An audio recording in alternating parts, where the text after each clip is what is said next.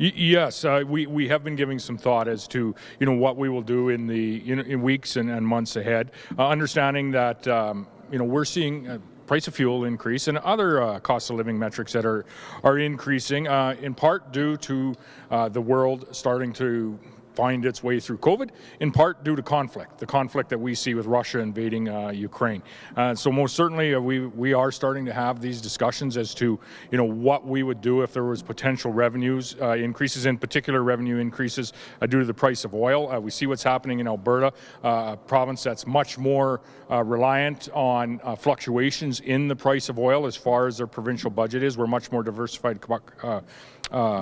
We have a much more diversified economy here in Saskatchewan. So understanding that it is temporary, that we do have a much larger diversity in our economy in Saskatchewan, we are looking at what would potentially this look like. So looking at things like debt repayment, operating debt that this province has due to COVID. We've invested close to $3 billion in supporting Saskatchewan people over the course of the past 2 years through this global pandemic.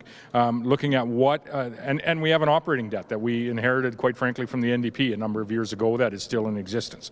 Looking at, should we be looking at if there's a significant amount of revenue here, moving on some type of savings account on behalf of the people of the province, but also thirdly looking at, is there an opportunity for us, understanding this is the people of Saskatchewan's resource, to look at a way to return some of that directly to the people of Saskatchewan in some way. And so we're in the early stages of looking at that, likely at a different level than maybe a province like Alberta that is largely dependent on fluctuations in the energy industry, in the oil price per se.